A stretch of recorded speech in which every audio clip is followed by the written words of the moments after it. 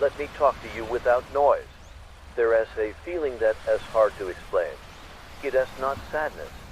It is not anger. It is not even despair in the way people usually describe it. It is weight.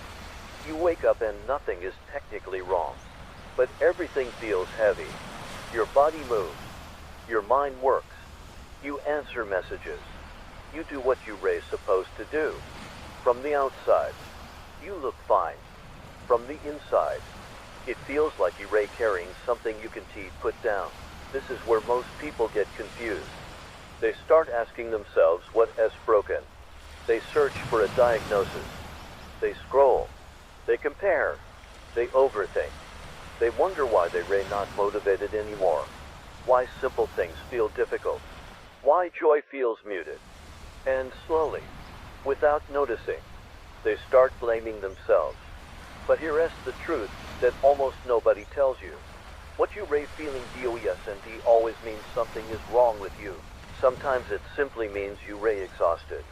Mental exhaustion 𝗲𝗄𝗲𝗲𝗍 announces itself loudly. It 𝗲𝗄𝗲𝗲𝗍 crash into your life. It leaks in slowly. It starts with a constant tiredness that sleep 𝗲𝗄𝗲𝗲𝗍 fix.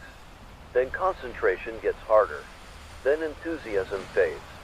Then even rest starts to feel unproductive. You don't feel sad enough to ask for help. You don't feel okay enough to enjoy life either. So you stay in between, and that in-between space is one of the loneliest places to be. Because when you try to explain it, people don't understand. They say things like everyone is tired or you just need discipline or push through it. So you stop explaining. You smile. You nod. You keep going. But inside, something is quietly shutting down. Not because you are weak. Not because you failed. But because you've been running for too long without stopping. And the mind, just like the body, has limits. What makes mental exhaustion so dangerous is how invisible it is. If you break a bone, people see it. If you are sick, your body forces you to rest. But when your mind is tired, the world expects you to continue as if nothing changed. So you do. You keep showing up. You keep performing. You keep proving that you are capable. Until one day, you realize you are doing everything without feeling anything. This is where people make the biggest mistake. They think the problem is motivation. They think they need a new goal, a new routine, more pressure, more discipline, more mental toughness. But exhaustion 𝗲𝗄𝗲𝗲𝗍 come from a lack of strength. It comes from overusing it. Most mentally exhausted people are not lazy. They are the opposite. They are the ones who kept going when they should have paused. The ones who ignored the signs. The ones who learned to survive by pushing themselves. And eventually, the system collapses. You don't lose interest in life. You lose access to your energy. That is an important difference. You still care. You still want meaning. You still want to feel alive. But the fuel isn't there anymore. So everything feels harder than it should. Decision-making drains you. Conversations tire you. Even things you once loved feel distant. And because there is no clear reason, you start questioning yourself. Why am I like this? Other people handle more. Maybe I am just not built for this. But comparing your internal state to someone else's external life is a trap. You don't know how much they are carrying. And they don't know how much you are. Mental exhaustion isn't a personal failure. It is a biological response to prolonged stress, pressure, and overstimulation. Your mind isn't giving up on you. It is asking you to stop. And if you don't listen, it will force you to. Not to punish you, but to protect you. Mental exhaustion 𝗲𝗄𝗲𝗲𝗍 come from one bad day. It has built quietly. Over time, it starts with pressure that feels normal. Deadlines, expectations, goals, wanting more, wanting better, wanting to not fall behind. At first, pressure feels useful. It sharpens you. It keeps you moving. So you accept it. Then life speeds up. Information never stops. Messages never end. There is always something to respond to, something to fix, something to optimize. Your mind is never idle. Even rest becomes noisy. You scroll instead of resting. You consume instead of processing. You distract yourself instead of slowing down. And slowly, your nervous system forgets what calm feels like. Another layer gets added. Comparison. You don't even choose to compare. It just happens. You see other people moving faster, achieving more, living louder lives. And without realizing it, you internalize the idea that slowing down means falling behind. So you push. You ignore tiredness. You ignore mental fog. You ignore the lack of joy. Because you tell yourself it is temporary. I'll rest later. Once this phase is over. After I finish this. But the phase never ends. And rest keeps getting postponed. What makes this dangerous is that society rewards this behavior. You praised for being busy. You admired for pushing through. You respected for sacrificing yourself. No one asks how much it is costing you, so you don't ask either. Until one day, your mind starts doing something strange. 𝗕𝗏𝗏𝗏𝗏 break. 𝗕𝗏𝗏𝗏𝗏𝗏 collapse dramatically. It numbs. Here is something most people misunderstand. Mental exhaustion 𝗕𝗏𝗏𝗏𝗏 hit weak people first. It hits responsible ones, driven ones, the ones who don't quit easily, people who learned early that stopping wasn't an option. They became good at functioning under pressure. Too good. They learned how to override their limits, how to silence discomfort, how to keep going even when something felt off. And that skill works until it 𝗕𝗏𝗏𝗏𝗏, because the mind keeps a record. Every time you ignore fatigue, every time you suppress stress, every time you choose performance over recovery, eventually, the system reaches saturation. At that point, motivation 𝗕𝗏𝗏𝗏𝗏 disappear because you lazy. It disappears because your brain is trying to protect itself from overload. Think of it like this. If you keep your foot on the gas long enough, the engine 𝗕𝗏𝗏𝗏𝗏 asks for motivation. It overheats. And when it overheats, it shuts things down to survive. Focus drops.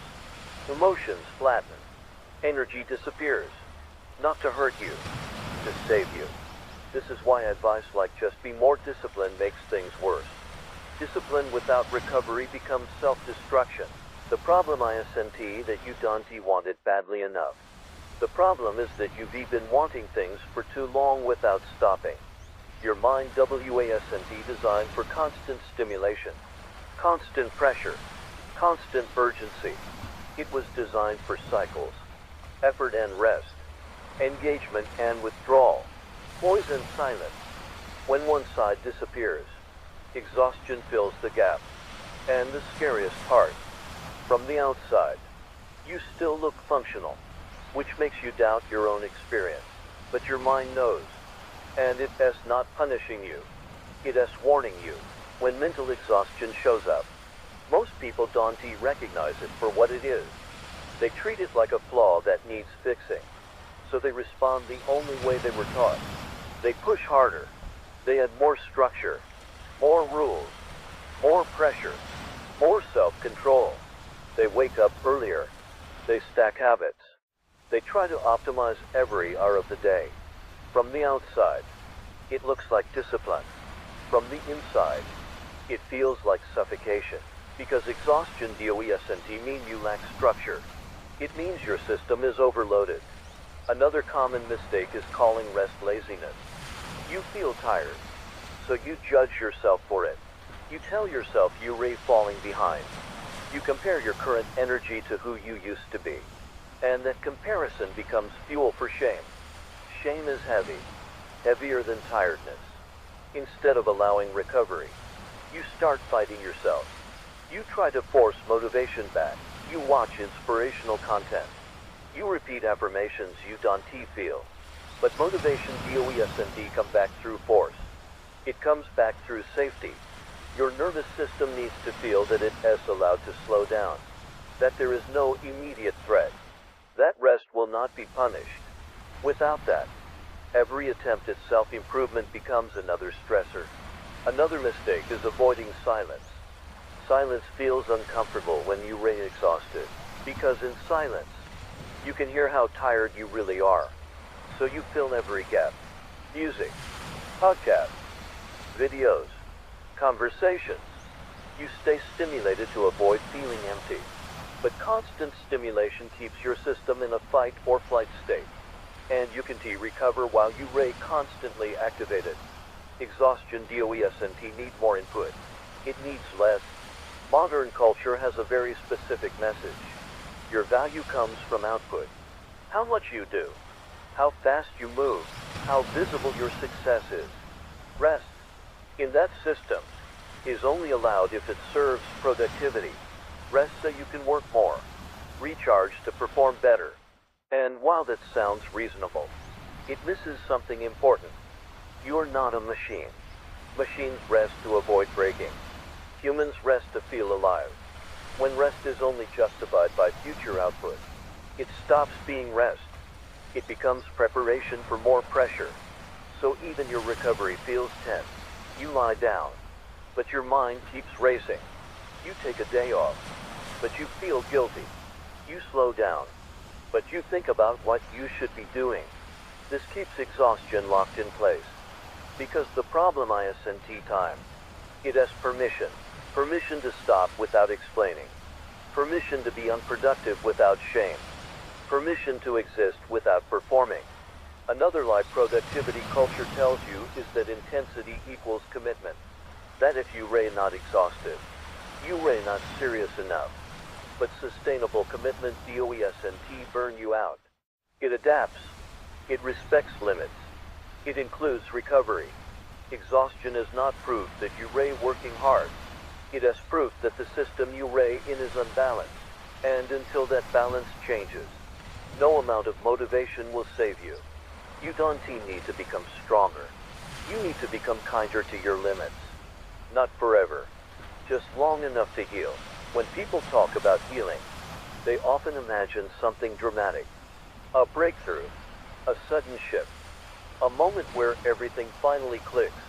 Mental exhaustion 𝗲𝗲𝗏𝗃 heal like that. It heals quietly, not by doing more, but by doing less. Not by forcing change, but by creating space. The first thing the mind needs is safety, not comfort. Safety. Safety means your nervous system no longer feels chased. No constant urgency. No pressure to perform. No invisible countdown ticking in the background. This is why rest 𝗲𝗲𝗏𝗏𝗃 work when you are still mentally running. You can lie in bed for hours and still feel drained, because your body is still alert, still bracing, still preparing for the next demand. Real rest begins when you allow yourself to slow down without guilt. That means saying no, even when you could say yes. That means leaving things unfinished on purpose. That means accepting that not every day needs to be optimized. Another thing the mind needs is boredom. This sounds strange, because boredom is treated like a problem. But boredom is where the nervous system resets. When there is no stimulation, your brain stops reacting and starts recovering. Thoughts settle. Emotions resurface. Energy slowly returns. Boredom is not emptiness. It has space. And space is where healing happens.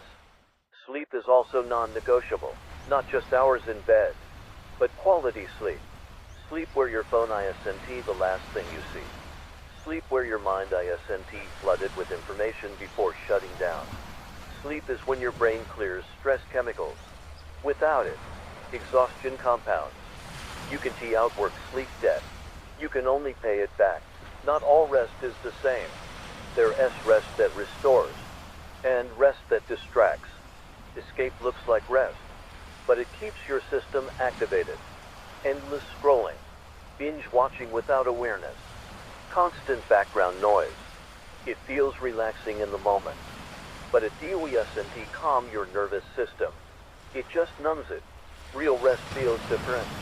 It feels quiet at first, sometimes uncomfortable, sometimes boring, because it asks you to be present. Presence allows your mind to process what it has been holding. And processing is tiring at first. This is why many people avoid real rest, because slowing down brings emotions back. But emotions returning is not a setback. It is a sign that numbness is fading. Another key element is boundaries. Mental exhaustion often comes from giving more than you recover. Your time, your attention, your emotional energy. Healing requires deciding where your energy stops. Not everyone gets access to you. Not every request deserves a yes. Not every expectation is yours to carry.